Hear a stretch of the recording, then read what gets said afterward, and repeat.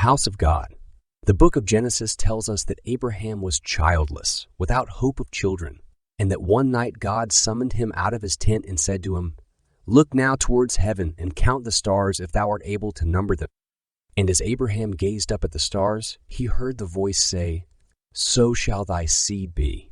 Abraham's wife Sarah was then 76 years old, he being 85, and she gave him her handmaid Hagar, an Egyptian, that he might take her as his second wife. But bitterness of feeling arose between the mistress and the handmaid, and Hagar fled from the anger of Sarah and cried out to God in her distress.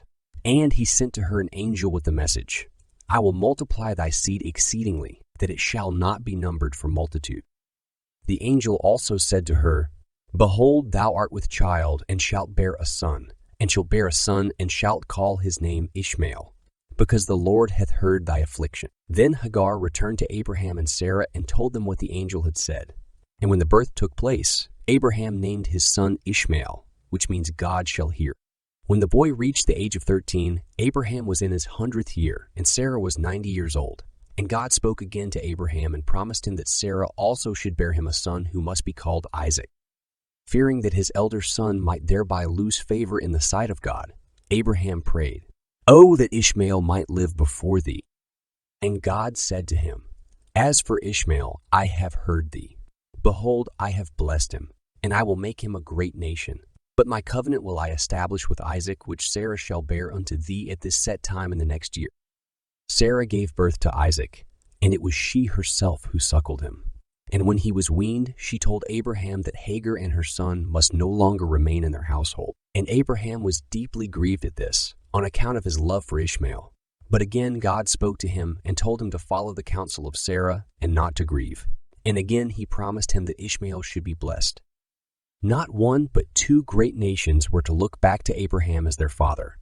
Two great nations, that is, two guided powers, two instruments to work the will of heaven. For God does not promise as a blessing that which is profane, nor is there any greatness before God except greatness in the Spirit. Abraham was thus the fountainhead of two spiritual streams, which must not flow together, but each in its own course.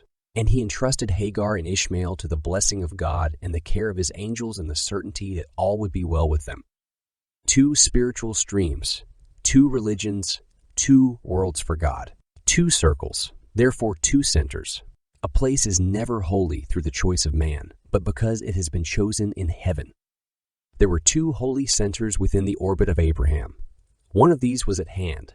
The other perhaps he did not yet know. And it was to the other that Hagar and Ishmael were guided in a barren valley of Arabia, some 40 camel days south of Canaan. The valley was named Becca, some say on account of its narrowness.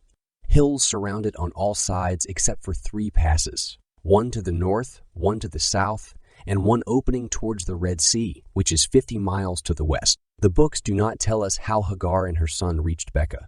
Perhaps some travelers took care of them, for the valley was on one of the great caravan routes, sometimes called the incense route, because perfumes and incense and such wares were brought that way from South Arabia to the Mediterranean. And no doubt Hagar was guided to leave the caravan once the place was reached.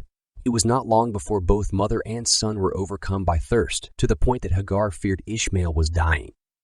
According to the traditions of their descendants, he cried out to God from where he lay in the sand, and his mother stood on a rock at the foot of a nearby eminence to see if any help was in sight.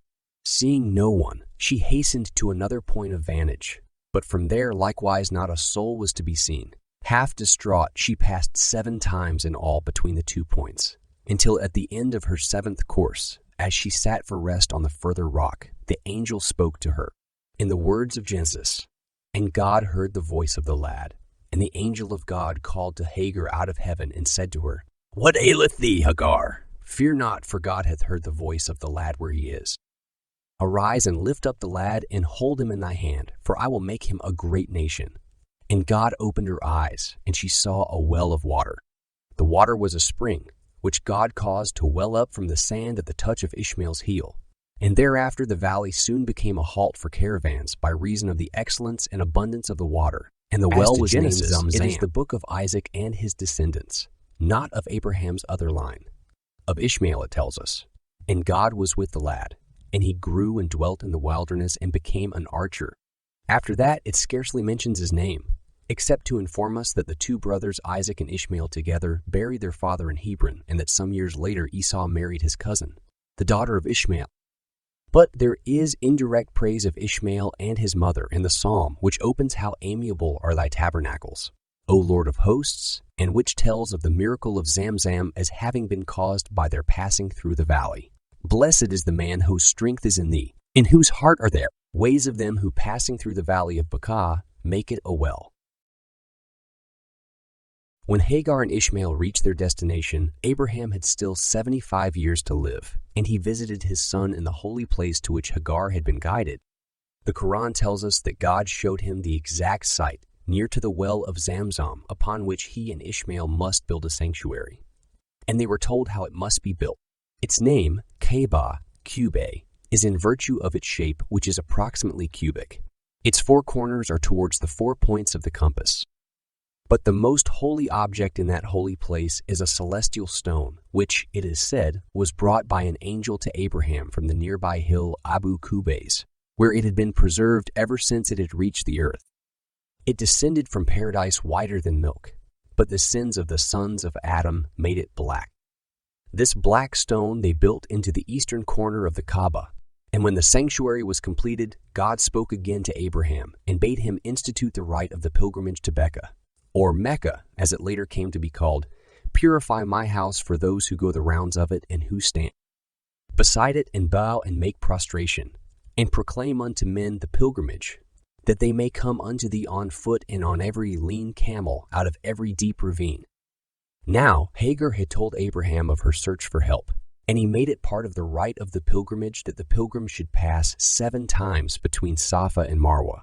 For so the 2 eminences between which she had passed had come to be named. And later Abraham prayed, perhaps in Canaan, looking around him at the rich pastures and fields of corn and wheat. "Verily, I have settled a line of mine offspring in a tilthless valley at thy holy house. Therefore incline unto them men's hearts, and sustain them with fruits, that they may be thankful.